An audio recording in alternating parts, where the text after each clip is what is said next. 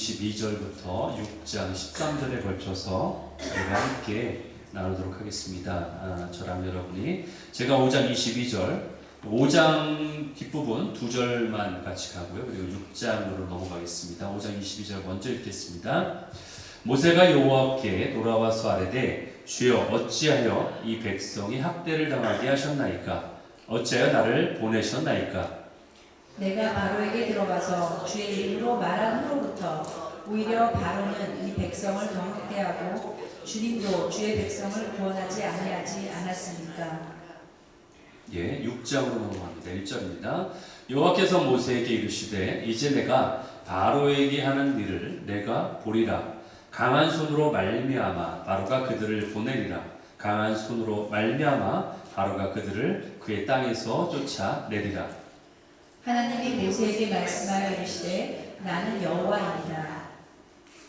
내가 아브라함과 이삭과 야곱에게 전능의 하나님으로 나타났으나 나의 이름을 여호와로는 그들에게 알리지 아니하였고 가나안 땅 곧 그들이 거류하는 땅을 그들에게 주기로 그들과 언약하였더니 이제 애굽 사람이 종으로 삼은 이스라엘 자손의 신음소리를 내가 듣고 나의 언약을 기억하노라. 그러므로 이스라엘 자손에게 말하기를 나는 여호와라. 내가 애굽 사람의 무거운 짐 밑에서 너희를 빼내며 그들의 노역에서 너희를 건지며 편팔과 여러 큰 심판으로써 너희를 속량하여 너희를 내 백성으로 삼고 나는 너희의 하나님이 되리니 나는 애굽 사람의 무거운 짐 밑에서 너희를 빼낸 너희의 하나님 여호와인 줄 너희가 알지라. 내가 아브라함과 이삭과 야곱에게 주기로 맹세한 땅으로 너희를 인도하고 그 땅을 너희에게 주어 기업을 삼게 하리라. 나는 여호와라 하셨다 하라. 모세가 이와 같이 이스라엘 자손에게 전하나 그들이 마음의 상함과 가혹한 노역으로 말미암아 모세의 말을 듣지 아니하였더라. 여호와께서 모세에게 말씀하여 이르시되 들어가서 애굽 왕 바로에게 말하여 이스라엘 자손을 그 땅에서 내보내게 하라. 모세가 여호와 앞에 아뢰어 이르되 이스라엘 자손도 내 말을 듣지 아니하였거든 바로가 어찌 들으리이까? 나는 입이 둔한 자니라. 같이 읽습니다. 마지막 절. 여호와께서 모세와 아론에게 말씀하사 그들로 이스라엘 자손과 애굽 왕 바로에게 명령을 전하고 이스라엘 자손을 애굽 땅에서 인도하여 내게 하시리라. 아멘. 아멘. 오늘 이 출애굽기 5장 22절에서 6장 13절까지 말씀을 가지고 나눌 제목을요. 마음 먹을 것인가, 만 먹을 것인가. 예. 일종의 라임이죠, 그렇죠? 예, 요즘에 랩도 많이 하는데 이 라임을 이렇게 사용하는 식으로 제목을 정했는데 영어 제목도 재미있는 제목이에요. Willingness or Willfulness라고 되어 있어요. 이걸 어디서 제가 가져왔냐면은 M. 스캇 팩이라는 유명하신 분이 있는데 이분이 아직도 가야 할 길이라는 책을 저술하신 분입니다. 영어 제목은 The Road Less Traveled and Beyond라는 책이에요. 그래서 여기에 보면은 어떤 의지에 대해서 두 가지 단어를 소개하는데 그게 바로 지금 제목에 있는 willingness 그리고 willfulness라는 단어입니다. 그래서 하나는요 똑같이 의지인데 하나는 순종의 의지이고 나머지 하나는 고집의 의지예요. 그래서 이것을 어떻게 설명하고 있냐면 그 책에서는 이 willingness를 순종의 의지다라고 말하고 있고요. willfulness를 고집의 의지다라고 말하고 있어요. 그래서 이거를 각각 누구에게 비유를 했냐면은 willingness는 예수 그리스도에게 비유를 했어요. 그래서 이것은 예수 그리스도가 자기의 의지를 가지고 십자가에 지시는 그 의지다, willingness다라고 표현을 하고 있고요. 이 책에서. 그리고 willfulness를 어디에 비유를 했냐면 고집의 의지 이거를 히틀러에게 했어요. 자기의 고집을 부려서 뭔가 세계를 정복하고 또 유대인들을 학살하고 이러한 고집스러운 의지, 똑같이 의지인데 여기도 단어가 좀 비슷하잖아요. 그렇죠? willingness, willfulness. 그래서 이것을 오늘 설교 제목으로 그렇게 정했습니다. 우리말로는 그래서 마음 먹을 것인가, 만 먹을 것인가. 이 말 뜻은 아시죠? 그렇죠? 마음을 먹어서, 둘 다 의지잖아요. 우리 의지. 내가 마음을 먹어서 순종의 길로 나갈 것인가, 아니면 만 먹을 것인가. 내가 반역함으로 반대의 길로 행하려고 할 것인가. 그래서 이렇게 제목을 정했습니다. 우리가 그동안 출애굽기 강의를 하다가 지난번에 저희가 긴급 메시지를 제가 한번 전한 적 있었죠, 그렇죠? 예, 그때 설교를 하고 그리고 그 다음 주가 또 종려주의에 대해서 종려주의 설교를 했고 그 다음 주에 또 부활주의 설교를 했습니다. 그리고 이제 다시 출애굽기 강의로 지금 돌아왔죠, 그렇죠? 다시 우리가 출애굽기 강의로 돌아왔습니다.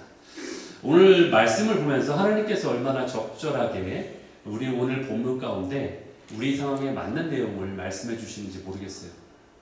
그렇기 때문에 여러분들이 이러한 말씀을 들을 때 염려하지 않아도 된다고 다시 한번 말씀드리고 싶습니다.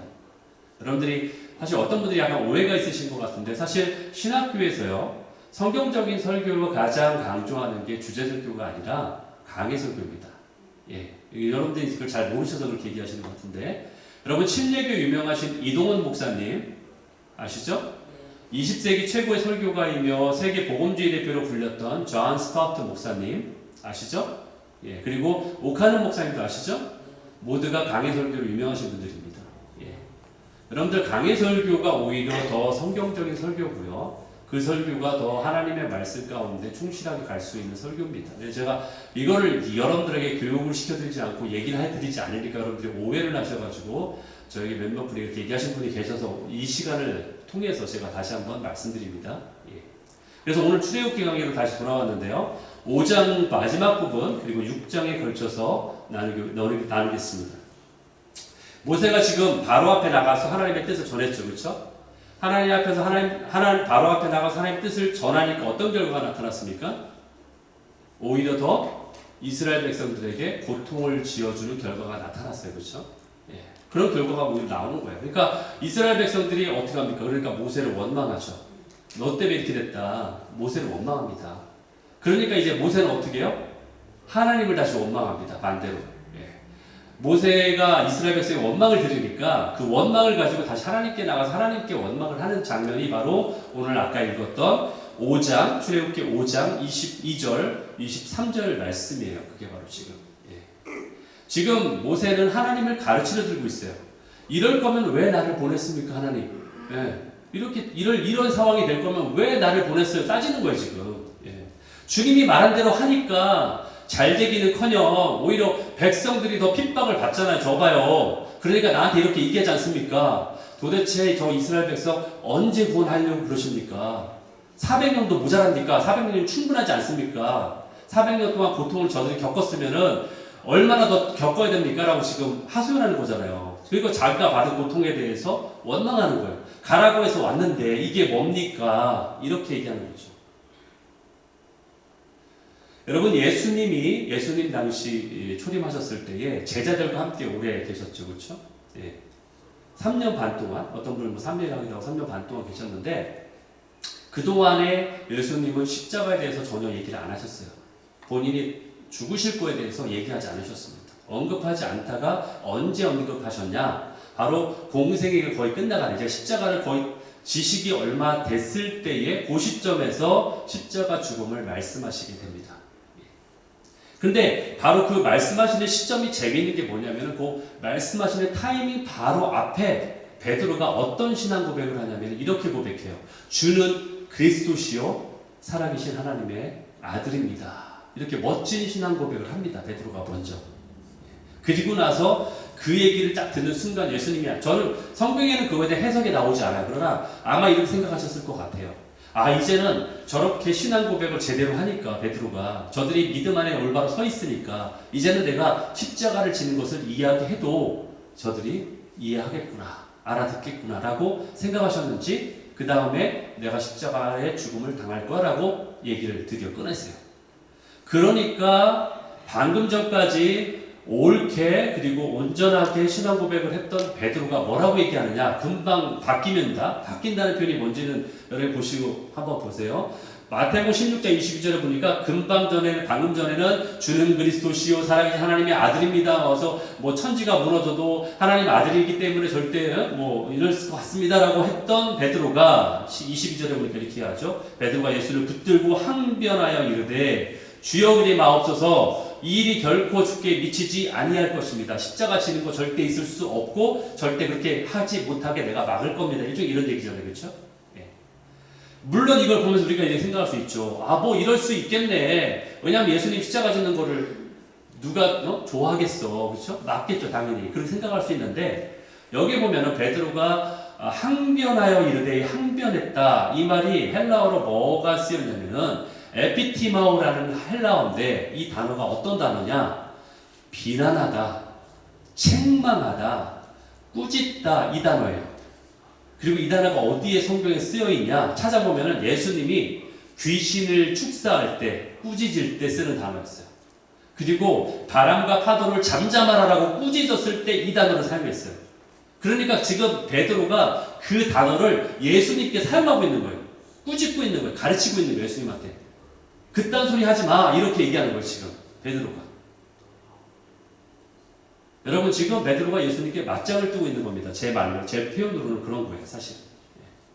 물론 인간적으로 예수님을 사랑하니까 십자가의 고난을 당하게 두면 안 되겠다라고 생각할 수 있지만 베드로가 사용한 단어를 보면서 우리가 알 수 있는 것은 뭐냐? 얼마나 자신 안에 있는 베드로 마음 안에 자신의 의도와 생각이 확고한지 그 자기의 아젠다가 있는지를 우리가 알 수 있다는 거예요. 어떤 생각을 갖고 있는지를 분명히 알 수 있는 거예요. 그가 사용한 언어를 통해서 우리가 알 수 있다는 거죠. 그게 뭐예요? 바로 예수님은 이스라엘의 정치적인 해방자가 돼야 된다. 군사적인 해방자가 돼야 된다라는 생각이 있다는 거죠. 그렇죠? 예, 그것을 지금 기대하고 있는 거예요. 그래서 가난과 질병과 억압으로부터 우리를 해방시키고 자유를 줘야 된다. 이것들이 바로 제자가 기대했던 생각이라는 거예요. 결국 예수님의 죽음은 자신들의 기대나 자신들이 생각했던 계획과는 전혀 맞지 않으니까 그렇게 꾸짖은 거예요. 예수님을 꾸짖기까지 한 거예요. 이거에 대해서 예수님이 뭐라고 반응을 하셨냐. 그 다음에 나옵니다. 23절에. 예수님께서 베드로에게 돌이켜서 이르시되 뭐라고 해요? 사탄아라고 얘기해요. 사탄아 내 뒤로 물러나라. 물러가라. 너는 나를 넘어지게 한다. 너는 나를 시험 들게 한다. 넘어지게 한다. 실패하게 한다. 네가 하나님의 일을 생각하지 않고 무슨 일을 생각한다?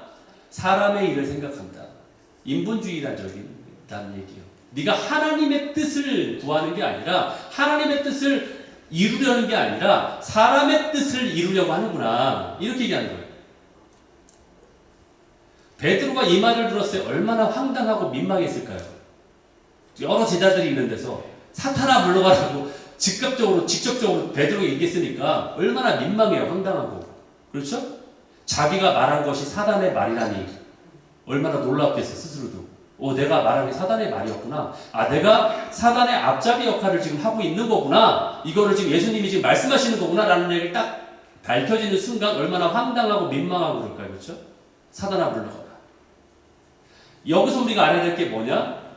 우리의 생각을 사단이 이용할 수 있다는 거예요. 우리의 생각을 사단이 이용할 수 있다. 그렇죠? 저 수제자인 베드로마저도 사단의 이용함을 받은 거잖아요. 그러니까 우리의 생각을 사단이 이용할 수 있다. 그리고 심지어는 내가 생각에 옳다라고, 내가 선하다라고 내세우는 그 기준이 하나님 뜻과 다를 수 있다. 그렇죠? 하나님 뜻을 역행할 수 있다. 반대로 갈 수 있다. 이것을 말하는 거죠. 여러분 영어에 what if라는 표현이 있죠. what if, 그렇죠? what if 하면서 얘기하는 거예요. 만약에 이렇게 되면 어떡해? what if 이 가정이에요, 가정. 실제는 안 그런데 what if 하면서 얘기하는 거예요. 이렇게 이런 일이 상황이 되면 어떻게 할 것 같아?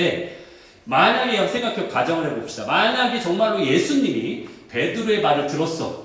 그래, 네 말이 사단의 말이긴 하지만 그럴싸하다. 그래, 내가 기적도 일으킬 수 있고 힘도 있으니까 그래 저 로마 정권을 무찌르고 지금 천사를 동원해가지고 저들을 막 무찌르고 불화살을 막 쏘고 그래가지고 천지가 흔들리게 해가지고 기적을 막 동반해서 혁명을 일으킵니다. 그래서 로마군을 무찔렀어요. 정권을 차지했다고 한번 생각해 봅시다. 로마군을 다 물러가버려요. 다 망했어요. 그리고 이스라엘이 다 회복됐어요. 정권을 차지했습니다.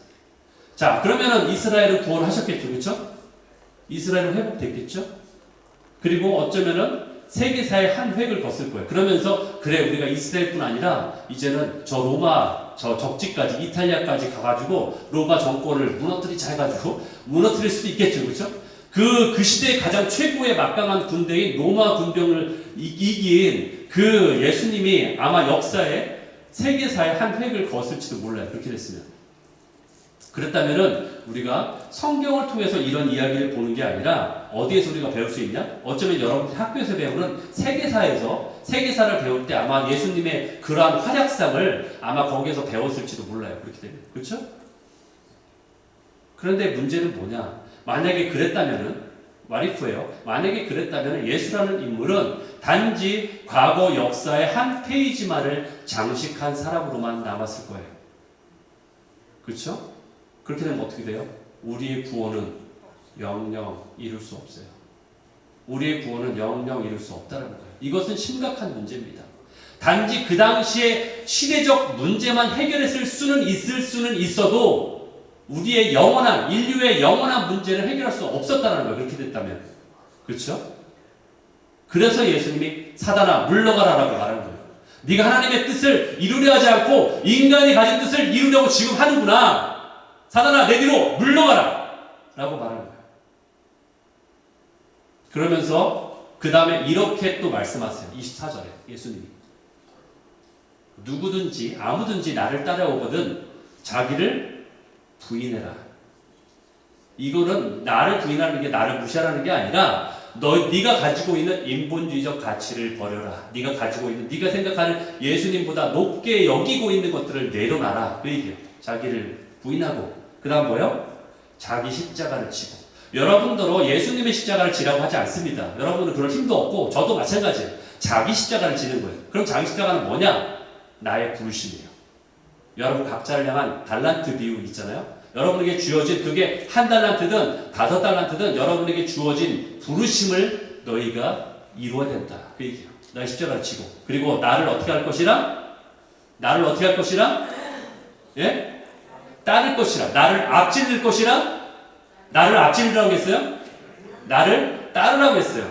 여러분이 앞서가서는 안 된다라는 거예요. 나를 따르라 했지 나를 앞질러라라고 하지 않았어요.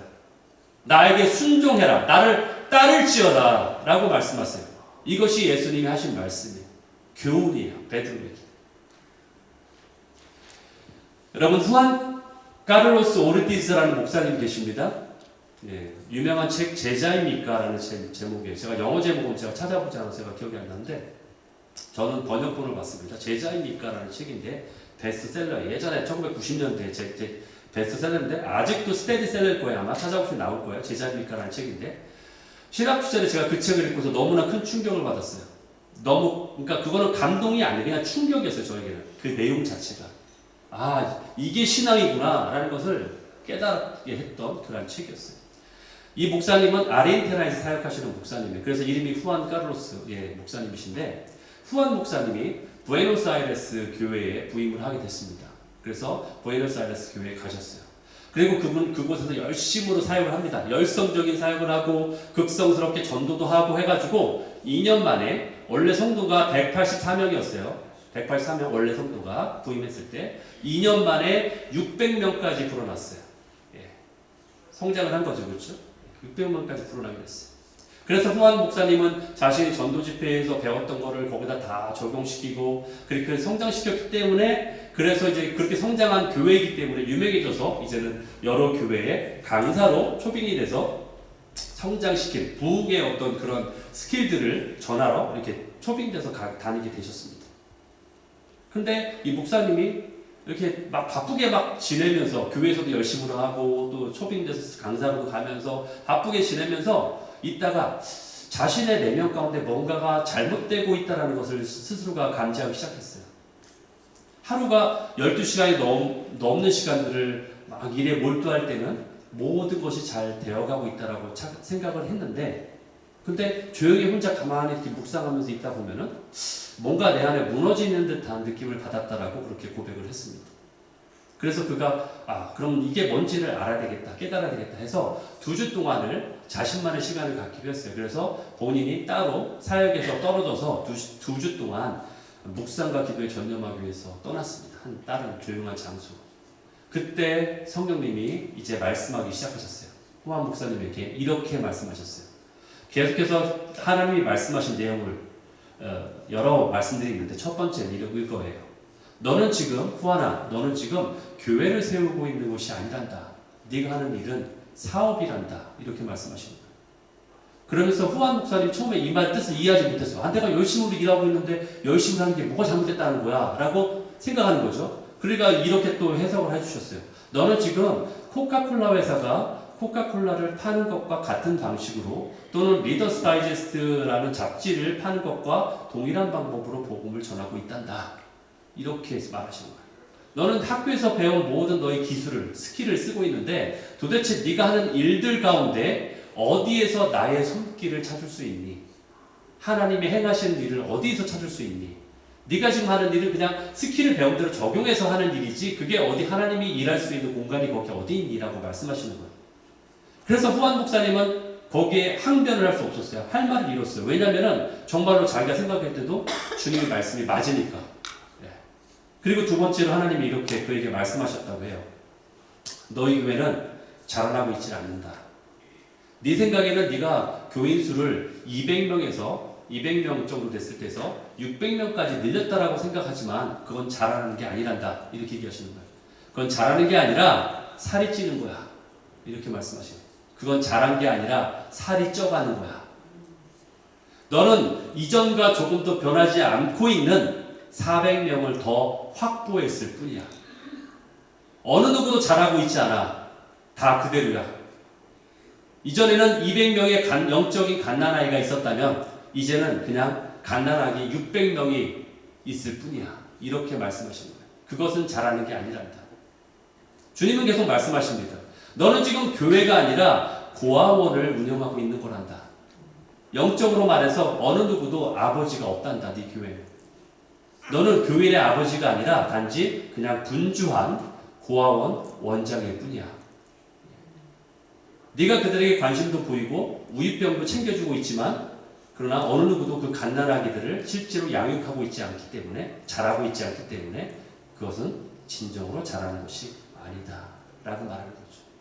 이것은 저에게 굉장한 충격이었어요. 그 당시 제가 대학교 때 이 책을 읽었는데 이걸 보면서 정말로 우리 교회가 무엇을 추구하고 나가야 되는지 제가 그래서 계속 설교 가운데 자람에 대해서 얘기하고 있잖아요. 그렇죠? 정말 중요한 것은 실제로 자라나야 된다는 거죠. 이것을 말하고 있다는 거예요.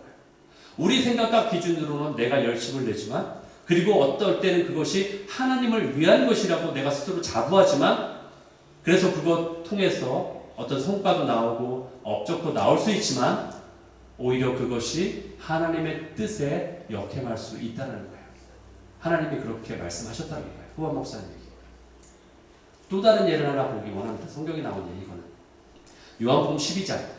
요한복음 12장에 보면은 베다니 마리아가 향유옥합을 예수님 발에 부은 사건이 나옵니다. 그렇죠? 향유옥합을 부었어요. 여러분 성경에서요. 이것을 기념하라. 리멤버하라. 이것을 기념하라 하는 게 딱 두 가지 있어요. 딱 두 가지. 뭔지 아세요? 예수님이 했어요. 하나는 성만찬. 이걸 기념하라. 성만찬. 커미니언. 그렇죠? 또 하나는 뭐야? 이 바로 향유를 부은 사건이에요. 이 여인이 향유를 부은 이 사건. 이거예요. 엄청나죠. 그러니까 이 여인이 한 일이 엄청나다는 거예요. 그만큼 너희들이 기억하라고 할 정도로 엄청난 일이라는 거예요. 이 자체가. 그런데 마가복음 14장 9절에 이렇게 나와 있어요. 그렇죠? 여기 나왔죠. 지금 예수님 말씀하신 것처럼 이 여자가 행한 일도 말하여 그를 기억하라. 이렇게 얘기하고 있죠. 근데 여기서 흥미로운 대목이 또 마가복음 14장 4절에 보니까 이렇게 나오잖아요. 어떤 사람들이 화를 내면서 말했대요. 그냥 말한 것도 아니고 화를 내면서 말했대요. 뭐라고 얘기했어요? 어찌하여 이 향유를 웨이스트하느냐, 허비하느냐. 영어 웨이스트라고 되어 있죠, 그렇죠? 웨이스트, 그렇죠? 허비하느냐. 왜 이걸 쓸데없이 저 더러운 발에 붓냐. 누구 발인데? 예수님 발인데. 이 향이 좋은 거를 왜 쓸데없이 허비하느냐. 아까운데. 이렇게 얘기하는 거예요. 이 동일한 사건에, 이 똑같은 향유 사건에 대한 본문이 다른 복음서에도 나와요. 마태복음 26장에는 여기서는 지금 어떤 사람들이라고 나오죠? 그러니까 지목을 하지 않았어요. 이게 누군지 그냥 익명성으로 남겨뒀어요. 이 마가복음에서는. 마가가 좀 그거에 대한 어떤 생각이 있었나 봐요. 왜 그런지 의도는 모르겠지만. 근데 마태복음 26장에 보면은 그게 저 어떤 사람들 대신에 뭐라고 나오냐면 정확히 제자들이다라고 나와요. 제자들이 저렇게 화냈대요. 제자들이. 제자가 그랬구나. 우리가 좀 알 수 있죠? 그런데 이거를 요한복음 12장에 가면은 정확히 누군지 이름까지 나와요. 요한복음 12장에 보니까 누구냐? 가룟 유다다라고 딱 집어서 얘기해요. 가룟 유다가 화내면서 이렇게 얘기했다. 예. 물론 뭐 어떤 게 맞는지 저도 모르겠습니다. 근데 어쨌든 이견은 있지만 분명한 사실은 뭐예요? 팩트는 누군가 저렇게 화내면서 얘기하는 사람이 분명히 있다. 그건 확실한 얘기죠. 그렇죠? 누군가 저렇게 했다. 그게 가룟 유다가 됐건 제자가 됐건 그 가까이 있었던 사람이 됐건 간에 분명히 누군가 화내면서 저런 얘기 했다. 이 얘기는 분명한 거죠. 그럼 저는 계속 저 본문을 읽을 때마다 저는 굉장히 의문이 있어온 거죠. 왜 화냈지 저 사람이? 저게 왜 화낼 일이지? 저는 굉장히 의아스러웠어요. 진짜로 제 생각에는 이해가 안 돼요. 그 일이 자기에게 해를 입히는 일이었나? 아니죠? 예. 그 일이 그 옆에 있는 다른 사람에게 해가 되는 일이었나? 아니죠? 오히려 예수님이 그것을 기념하라라고 할 정도로 칭찬한 일이잖아요. 그렇죠? 그런데 그 사람은 뭐 화를 내면서 그것이 웨이스트하는 거다, 허비하는 거다라고 막 엉뚱한 얘기를 하는 거죠. 우리가 엉뚱하다는 제 이렇게 말할 수 있는 이유는 예수님이 나중에 어떻게 반응했는지를 보면서 우리가 알 수 있는 거잖아요. 그렇죠? 예. 그러니까 정반대, 예수님의 정반대 행동을 하고 있다는 거예요. 말을 하고 있다는 거예요. maybe 그 사람 마음 가운데 분노장애가 있을 수도 있어요. 그렇죠? 그래서 화를 냈을 수도 있습니다. 왜 그런지 저도 모르겠어요. 근데 예수님이 이 사건이, 이 향유를 부은 사건이 있기 이틀 전부터 십자가에 달려 죽으실 것을 말씀하셨어요. 그런데 그것을 제대로 인식하고 그것을 기념하도록 행한 사람은 누구뿐이다? 바로 이 베다니 마리아 뿐이다. 제자들도 이것을 인식하지 못했다는 거예요. 향유 부은 건 뭐예요? 바로 예수님의 십자가 사건을 미리 예비한 거예요. 그분의 죽으심 때문에 미리 예비한 거예요. 근데 그거를 제자들도 모르고 있고 오로지 베다니 마리아만 그것을 인식하고 있다. 왜 그래요? 바로 그 자신의 안에 있는 의분 때문에 그래요. 의분. 저렇게 화내면서 말한 사람의 마음 가운데 있는 의분. 그 의로운 분노라고 해석할 수도 있지만 그게 뭐냐? 내가 생각할 때는 저게 아닌데 내 생각에는 저것이 더 타당한데 라는 자기의 기준. 또 다른 말로 뭐라고요? 자기의. 내 안에 내가 옳다라고 생각하는 내 기준. 그것 때문에 그렇다는 거예요. 여러분 그럼 이런 생각 이렇게 말할 수 있죠. 여러분들이 아니 그러면은 세상에 자기 안에 자기 잣대가 자기 기준이 없는 사람이 어디 있습니까? 여러분들이 말할 수 있잖아요. 그렇죠? 예. 그러니까 괜찮습니다. 이렇게 얘기할 수도 있죠. 예, 물론 우리에게는 다 잣대가 있습니다. 예, 여러분의 기준에 보는 눈이 있죠. 그렇죠? 여러분이 평가하는 기준이 다 있어요. 누구나 다 가지고 태어납니다. 근데 그 잣대가 어때요? 악하죠. 왜? 우리가 태어나면서 내 본성 자체가 악한 거예요. 바로 우리는 죄인으로 태어나기 때문에. 아담이 죄를 범하고 선악과를 먹는 것을 통해서부터 우리에게 그 선악을 온전하게 분별하지 못하는 악한 잣대가 들어와 있는 거예요. 그래서 예수님이 뭐라고 하셨냐? 너희가 비판하지 말아라. 그러신 거예요. 왜? 너희들의 잣대는 절대 기준이 아니에요. 상대 기준이지. 그러니까 우리가 흔히 말하는 내로남불이라는 얘기가 나오는 거예요. 항상 우리는 나에게는 좋게 해석하고 나에게는 좋게 잣대를 들이대고 약하게 잣대를 들이대고 상대방에게는 엄격한 잣대를 들이대잖아요. 그렇죠? 그러니까 비판하지 말라고 그렇게 말씀하신 거예요. 사실은. 결국 내 안에 있는 자기 의가 있기 때문에 너에게는 그렇게 비판하지 말라고 하신 거예요. 그 말의 의미는요. 비판을 받을 죄가 우리에게 없다는 얘기가 아니에요. 그렇죠? 우리가 죄가 없다는 얘기가 아닙니다. 비판받을 죄가 우리에게 있습니다. 분명히 있어요. 당연히 있습니다. 그러나 비판을 받을 죄가 없기 때문이 아니라 우리에게는 비판할 온전한 잣대가 우리에게 없기 때문이다. 그래서 예수님이 뭐라고 하셨어요? 저 가늠하다 잡힌 여인이 끌려왔을 때에 너희가 죄 없는 자가 돌로 쳐라고 했죠. 그 얘기 뭐예요? 네 안에 올바른 잣대가 있는 사람만 돌로 쳐라. 그 얘기예요. 너도 죄인이잖아. 올바른 잣대 없지. 그러니까 가라. 이 얘기죠. 그래서 비판하지 말라는 거예요. 죄인들끼리 누가 더 잘났느니, 누가 더 죄인이고 누가 더 악하느니 이런 얘기를 하지 말아라. 정지하지 말아라. 오직 심판자는 누구다? 하나님이다. 예수님 뿐이다. 이 얘기죠. 그러니까 예수님의 제자이면서 예수님을 그렇게 잘 안다고 했던 베드로였지만 자신이 가진 기준, 자신이 가진 가치, 그걸로 예수님을 평가했을 때 예수님마저도 꾸짖을 수 있는 거예요. 자기 잣대가 자기 의가 살아나니까. 그렇죠? 그래서 꾸짖는 거예요, 그게. 그래서 베드로가 그런 실수를 범하게 되는 거예요. 사단아 물러가라라고 하잖아요, 예수님. 그거를 좋게 얘기하지 않습니다. 그냥 사단아 물러가라고 말합니다, 예수님도. 여러분, 우리는요, want와 needs를 구별하지 못합니다. 영어로 want, 내가 원하는 거죠. needs, 내가 필요로 한 거죠. 여러분, 이게 비슷해 보이죠, 그렇죠? 비슷해 보입니다. 경영학에서도 이 얘기를 많이 하는데 want와 needs를 구별해야 돼요, 우리는. 이거를 구별 못합니다, 우리는. 신앙에서도 이것을 분별할 수 있는 사람이 올바른 신앙을 가졌어요. 쉽게 제가 설명드리겠습니다. 예수님 단체의 사람들은 자신들을 해방시킬 정치적 메시아를 원했어요. 그게 그들의 원치예요. 그렇죠? 자신들을 해방시킬 정치적 메시아를 원했다. 그게 그들의 원치예요. 그러나 구원을 주시려고 오신 예수님이 자신들의 이 원함이 원치에 적합하지 않자 어떻게 했어요? 사람들이 자신들의 원치에 부합되지 않으니까, 그거에 따르지 않으니까 예수님을 십자가에 못 박아라. 일주일 전만 해도 종료가지를 흔들면서 메시아라 했던 환영했던 사람들이 다시 이번에는 못 박아라 하면서 못 박은 거예요. 왜? 자신들의 원치를 들어주지 않으니까. 그럴 메시아가 아니라고 얘기하니까. 그러니까 그때 예수님 십자가에 못 박게 되는 거예요. 그러면서 하나님은 정말 우리에게 필요한 것, needs, 정말 필요한 것이 구원이라는 걸 아셨기 때문에 그 needs를 충족시키기 위해서 예수님을 십자가에 못 박히게 하신 거예요. 그래서 예수님은 십자가상에서 이렇게 기도하신 거죠. 아버지, 저들을 사하여 주옵소서. 용서의 기도 맞아요. 근데 그 다음 구절이 중요해요. 저들은 자기들이 하는 것을 제가 제 표현으로 쓸게요. 죄송해요. 이런 표현 쓸게요. 하는 짓거리라고 해도 되겠죠. 그들이 하는 일. 그것을 알지 못함이니이다. 무슨 얘기예요? 저들은요, 저들에게 정말로 필요한 것이 needs가 뭔지를 모르고 있습니다. 그러면서 자기가 원하는 것만 달라고 합니다. 여러분들 아기를 키워서 알잖아요. 아기들이 아기 때 가면서 막 하면서 저기 칼 있는데 칼을 갖고 놀고 싶은데 이걸 내가 원하는 거죠. 간다고 됩니까? 안 되죠. 그걸 막아야 되는 거죠, 부모는. 그러면서 아기에게 필요한 걸 주는 거지 원하는 걸 주는 건 아니거든요. 그렇죠? 우리가 want와 needs를 정확히 알아야 된다는 거예요. 신앙에서도.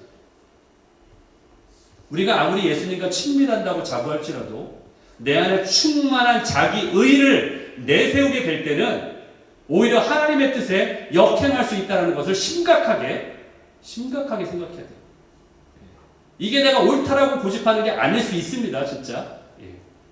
그래서 우리는 그 예수님마저도 우리의 잣대로 평가했기 때문에 우리가 십자가에 못 박은 거예요. 사실은 우리가 못 박은 거예요. 우리도 지금 예수님이 내 앞에, 여러분 그런 얘기 많이 하시잖아요. 예수님이 내 앞에 있다면 내가 정말 잘 믿을 텐데. 그럼 예수님 초림 당시에 있었던 사람은 뭡니까? 그들은 왜 예수님 잘 못 믿었나요? 그렇죠? 그렇게 기적을 많이 보여줬는데도. 왜냐하면 그들 가운데 예수님을 자신들의 잣대로 평가했기 때문에 그래요. 만약 예수님이 지금 이 땅 가운데 지금 오신다 하셔도 만약에 우리 안에 내 의가, 내 잣대가 여전히 살아있다면 여전히 우리는 또 예수님을 십자가에 못 박을 사람들이에요.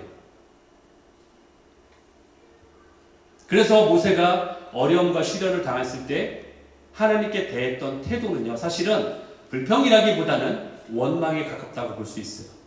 아까 우리가 봤던 구절처럼 왜 나를 이곳에 보내가지고 그리고 왜 백성들을 빨리 빼내오지 않습니까? 라고 하면서 하나님께 원망한 거예요. 그러면서 하나님 때문에 제가 대신 욕을 먹고 있지 않습니까? 이게 다 누구 때문인가요? 누구 때문이에요? 하나님 때문인가요? 아니죠. 사실은 바로가 그들을 보내주지 않기 때문이잖아요. 그렇죠? 그러면서 정작 바로 앞에서는 쩔쩔매고 아무 말도 못하다가 하나님 앞에서 된창 지금 그렇게 말하고 있는 거예요. 분노를 표출하고 있는 거예요. 모세가 지금. 주님 왜 저를 보내셨나요? 제가 가지 않겠다고 몇 번이나 말했습니까? 제가 입이 뻣뻣하다고? 와, 지금 따지는 거 보면 입이 뻣뻣한 사람 같지 않아요. 너무 잘 따지고 있어요. 그렇죠? 네. 너무나 논리정연하게 잘 따지고 있어요. 지금. 모세는 한마디로 납득이 가지 않는 거죠. 왜? 자신의 기준이 모세 안에 충만하게 있으니까. 내 생각에는 이렇게 하면 들어야 되는데 내 기준대로 안 되니까 지금 얘기하는 거예요. 하나님 왜 내 기준대로 일을 안 하세요? 라고 얘기하는 거예요. 하나님한테 강요하는 거죠. 우리도 비슷하지 않습니까, 여러분? 시련을 당했을 때 이런 똑같은 반응을 보인다면 우리도 똑같은 거예요, 사실은. 어려움이 올 때 주님 왜 이러나요, 주님?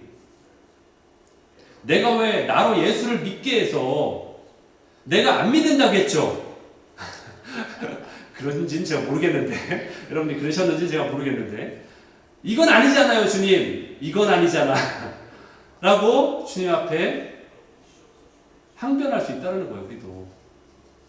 바로 우리 안에 있는 조급함, 우리 안에 있는 쓴뿌리 때문에 그래요. 내 기준, 자기 의 때문에, 자기 의가 사실은 이게 의가 아닌데 인본주의적 의죠. 사실은 이 자기 의 때문에 그러는 거예요. 그러니까 지금 베드로가 그랬죠. 베다니에서 한 제자가 그게 가룟 유다가 됐던 누가 됐던 어쨌든 그 제자가 그랬죠. 우리가 살펴본 대로 이런 성급한 불신앙의 모습들이 우리 안에 다 있다라는 거죠. 그 모습들이. 여러분 모세가 따질 이유가 하나도 없습니다. 사실은. 왜냐하면 첫 번째로 그 어려움을 하나님이 줬나요? 바로가 줬죠. 그러니까 하나님께 따질 이유가 없는 거예요. 두 번째로 하나님 뭐라고 하셨어요? 출애굽기 4장 21절 넘겨주세요. 예. 미리 얘기하셨잖아요. 이렇게 네가 가서 그들 앞에 이적을 행해도 내가 그의 마음을 완악하게 한즉 그가 어떻게 할 것이다? 백성을 보내지 않을 거야. 다 미리 예견 하셨잖아요. 보내지 않을 거라고. 미리 알려줬잖아요. 그런데 왜 따져요 지금? 미리 얘기했는데 이제 와서. 그러니까 모세가 지금 그걸 까먹고 있는 거죠. 사실은. 그렇죠? 얘기한 거를. 이것이 우리의 모습이잖아요. 까맣게 까먹으면서 우리가 막 주님 앞에 절 죽이려고 하십니까? 막 대드는 거야. 도대체 왜 이러십니까? 주님이 그러실 것 같습니다. 얘야, 좀 기억 좀 해라. 기억해라. 너 단기 기억 상실증에 걸렸니? 영어는 short-term memory loss에 걸렸니? 라고 얘기할 거예요. 기억 좀 해라. 만약에 저라면은 제가 말한 것처럼 이렇게 꾸짖었겠지만 하나님은 책망하지 않았어요. 모세를. 예. 잘 위로하고 구슬리십니다. 왜냐하면은 하나님은 우리의 연약함을 아시니까. 예. 그럼에도 불구하고 연약함을 아시니까. 그렇죠? 시편 103편 8절 14절을 보면은 이런 말씀이 있어요. 하나님은 긍휼이 많으시고 은혜로우시고 또 노하기를 더디하시고 인자도 풍부하시다. 그분이 우리의 체질을 아신다. 우리가 어떤 자기 때문에 저거밖에 안 돼요. 먼지. 너희 먼지인 거 알아. 흙으로 만들었으니까. 네가 먼지인 걸 알기 때문이다. 얘기하시는 거죠. 히브리서 4장 15절. 우리의 연약함을 체휼하지 않은 자가 아니다. 체휼하신다는 얘기죠. 그렇죠? 부정이 두 번 있으니까 더 큰 긍정이죠. 그렇죠? 체휼하는 분. 우리를 긍휼히 여기시는 분이라는 얘기죠. 그렇기 때문에 하나님의 사랑에 대한 확신을 우리가 가져야 된다는 거예요. 하나님의 사랑에는 변함이 없기 때문에. 예. 만약에 하나님의 사랑이 변함이 없는데도 우리가 계속 불평만 한다? 그래서 된다 안 된다? 안 되는 거죠. 왜냐하면 하나님의 사랑을 믿지 못하는 거기 때문에. 그렇게 되면 그 얘기 뭐냐면 불신앙이라는 얘기죠. 예. 그래서 오늘 설교 제목을 제가 마음을 제대로 먹을 것인가, 의지를 가지고 내가 하나님을 따르기로 마음을 먹을 것인가, 내가 힘들어도 내가 역경이 와도 시련이 와도 제대로 마음을 먹고 순종으로 의지를 가지고 따를 것인가, 또는 만 먹을 것인가, 하나님께 이게 아니다라고 내 의를 들이밀면서 willfulness라고 했잖아요. 그렇죠? 영어로. 그렇죠? 내가 만 먹을 것이 맞짱 뜰 것인가, 베드로처럼 사단아 물러가라는 말을 들으면서까지도 그렇게 할 것인가. 그래서 제가 이렇게 쓴 거예요. 라임을 써가지고 만 먹을 것인가, 만 먹을 것인가. 그렇다고 우리가 주님 앞에 맞서지 않고 우리 안에 옳은 영과 옳은 마음을 가지려면은 어떻게 해야 될까요? 첫째, 하나님의 인도하심이 선하다는, 하나님의 리더십이 선하다는 것을 우리가 인정해야 돼요. 아무리 우리 삶이 역경이 이렇게 굴곡이 있는 삶이 올지라도 하나님의 리더십이 선합니다 라는 것을 인정해야 돼요. 그때 우리가 리더십을 따라갈 수 있어요. 예. 그분의 리더십이 선합니다. 예. 어떤 때는 내가 이해할 수 없는 상황이 있을 수 있잖아요. 그렇죠? 어떤 때는 내가 억울하다고 생각하는 상황이 있을 수 있잖아요. 그럼에도 불구하고 하나님의 인도하심은 선합니다. 항상 선함으로 인도하십니다.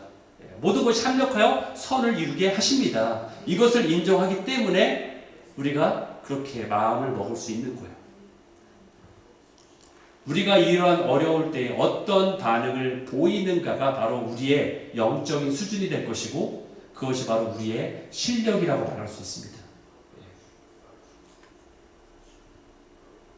만약에 우리가 올바로 반응하지 않는다면 내 안에 쓴뿌리가 생기게 돼요. 그렇죠? 그걸 계속 쌓아두고 있으면 그게 뭐가 되냐면은 우는 사자처럼 베드로 전서 5장 8절에 있는 말씀처럼 우는 사자처럼 삼킬 자를 찾으러 돌아다니는 이렇게 막 뭔가 먹을 것이 없나라고 여기저기 쫓아다니는 그런 사단의 먹이를 주는 거하고 똑같아요. 사단을 먹이는, 살리는, 영어로 feed한다고 하죠. feeding하는 거. 그 먹이에게 먹이를 계속 줘서 걔를 계속 살찌우게 만드는 거하고 똑같은 거예요. 내 안에.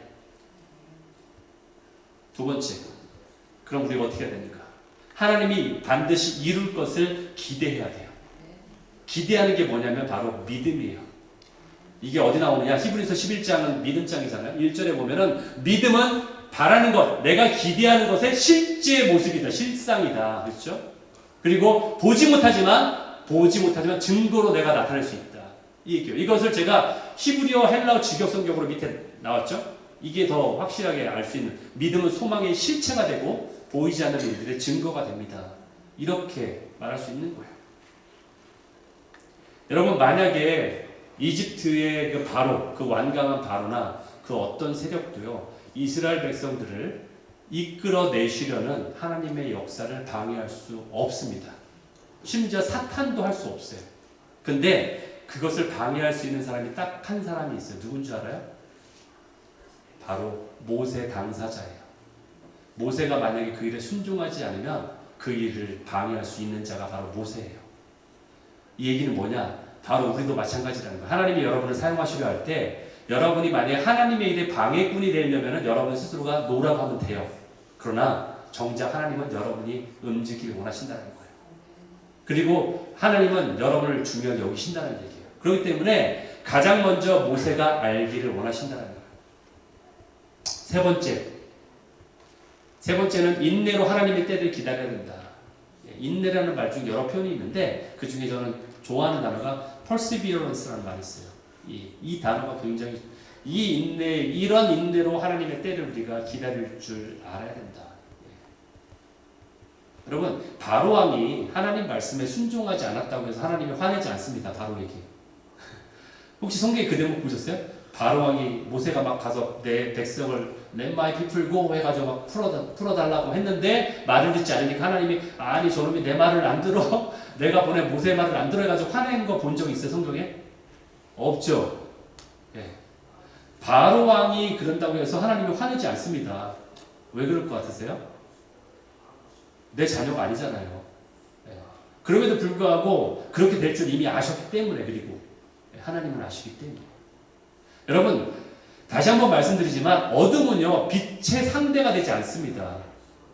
여러분, 라이벌이라고 하죠. 라이벌. 그렇죠? 라이벌은 맞상대인데 어둠은요 빛이 오는 순간 그냥 싸우는 게 아니라, 어둠과 빛은 싸우는 게 아니라 빛이 오는 순간 그냥 사라지는 게 어둠이에요. 절대 상대가 되지 않아요. 어둠은. 그러니까 빛이 이길 수밖에 없는 거예요. 하나님이 이길 수밖에 없는 겁니다. 그러니까 이 바로에게 화낼 필요조차 없는 거예요. 가치도 없는 거예요. 하나님은. 단지 그냥 일정 기간 동안만 허용하신 거예요. 마치 사단이 일정 기간 동안 예수님이 다시 오실 재림이 그 기간 동안 이 땅에서 공중의 권세 잡은 자로 활약하도록 그냥 허용하듯이 그냥 허용하신 것 뿐이에요. 네. 무서워서도 아니고 전혀 상대거리가 되지 않습니다. 하나님에게는. 그래서 여러분이 만약에 이렇게 착각할 수 있잖아요. 아, 지금 세상이 너무 어두운데 어두우니까 하나님이 우리를 포기하셨나봐. 아니면은 마치 하나님도 어쩔 수 없어서 지금 포기한 상태신가봐. 이렇게 착각하면 안 된다는 거예요. 그냥 일정 기간 동안 그냥 내버려 두는 거예요. 그래, 네가 한번 놀아봐라. 내 손바닥에서 놀아봐라. 그냥 보시는 거예요. 어쩌면은 그 기간 동안에 하나님은 하나님이 누구신지를 보여주시기 원하시는 거예요. 그래서 가장 먼저 누가 먼저 하나님의 존재를 알아야 되는가? 모세. 굳이 순서를 정한다면. 그 다음 누가? 바로 이스라엘 백성들이 하나님의 존재를. 그 다음에 누가? 저 바로가 그 다음에 애굽의 백성들이, 그리고 나중에는 모든 인류가 하나님의 하나님 되심을 드러내기 위해서 시간을 그냥 두시는 거예요. 그냥 여러분 10가지 재앙이 있으면 마지막 재앙을 한 방에 빵 보내시지 왜 굳이 10번까지 9번까지를 굳이 시간을 두면서까지 그렇게 하셨냐. 그거는요 그들을 약올리기 위해서가 아니라 그들에게 기회를 주시기 위해서인 거예요. 그들이 물론 10가지 재앙까지 왔을 때에 그들이 돌이키겠지만, 그 백성을 보내겠지만, 혹시라도 행여라도 그들이 그 전에라도 마음을 돌이킬 수 있도록, 하나님을 알고 그들이 그것에 순응할 수 있도록 기회를 주신 거예요. 그것을 우리가 깨달아야 됩니다. 그래서 출애굽기 6장 1절에 보니까 이렇게 해가지고 내가 바로 이게 하는 일을 네가 보게 될 거다. 네가 먼저 알아라. 하나님이 누구인지를 알아라. 그러면서 6장 7절에 최종적인 하나님의 목적이 나옵니다. 여기 언급돼요. 최종적인 목적은 이거다. 나는 너희의 하나님이 될 거야. 그리고 너희는 내가 너희를 애굽에서부터 빼낸 하나님 여호와인 줄 너희가 알게 될 거야. 그러니까 너희가 실망하지 말고 인내해라. 이렇게 말씀하시는 거죠. 여러분, 주님을 오해하고 시리에 빠져서 불평하며 주님과 맞서를 가지 마십시오. 우리 안에 어떤 의지가 있어야 됩니까? 윌링네스입니까? 윌풀레스입니까? 윌링네스죠. 그렇죠? 두 의지라는 이 단어는 우리에게 선택을 요구하는 단어예요. 우리에게 선택을 요구해요. 과연 너는 어떤 선택을 할 것인가? 주님 뜻에 반하여 내 의를, 내 뜻을 고집을 부린다면 우리는 예수님의 뜻과 상관없는 그러한 인본주의적인 신앙을 살 수밖에 없습니다. 주님은 그것을 지금 우리에게 도전하고 있는 거예요. 그렇게 살면 안 된다고. 여러분, 오직 하나님 아버지의 마음을 알기를 그토록 원했던, 따라갔던 다윗처럼 우리도 우리 안에 옳은 마음을 먹기로 결단하는 저와 여러분 되시기를 예수 그리스도의 이름으로 축원합니다. 아멘. 잘 일어나셔서